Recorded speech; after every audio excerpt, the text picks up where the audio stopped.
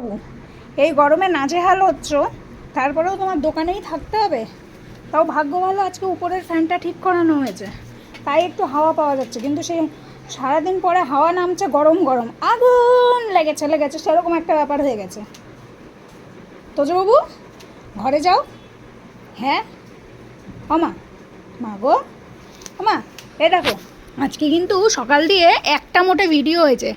হ্যাঁ, তুমি আজকে আমার উপর ভীষণ রাগ করেছো, তাই তুমি সারাদিন ভিডিও করতে দাওনি। আমা একটু হাত দাও দেখি, রাগ মিটেছে? রাগ মিটে থাকলে হাত দাও, নাহলে হাত দিতে হবে না। আমা, রাগ মিটেছে? ওরে বাবা, আরেকবার হাত দাও, আরেকবার দাও। রাগ মিটেছে বললে তো দাও। আমার রাগ মিটে থাকলে হাত দাও, মা দাও। তোজো অত রাগ করে না, তোজো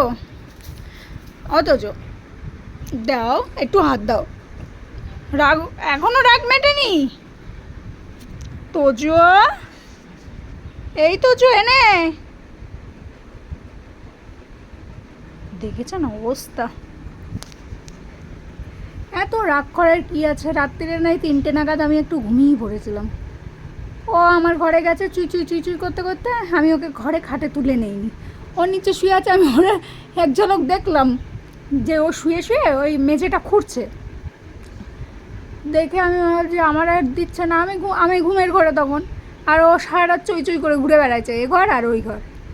ও তোজো, তোমার পা ধরবো পা ধরবো, তাহলে ক্ষমা করে দেবা তো আমায়? হ্যাঁ, পা ধরলি ক্ষমা করে দেবা তো?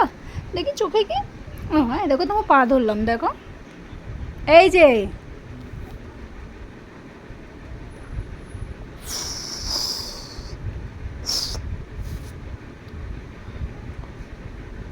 সোনা,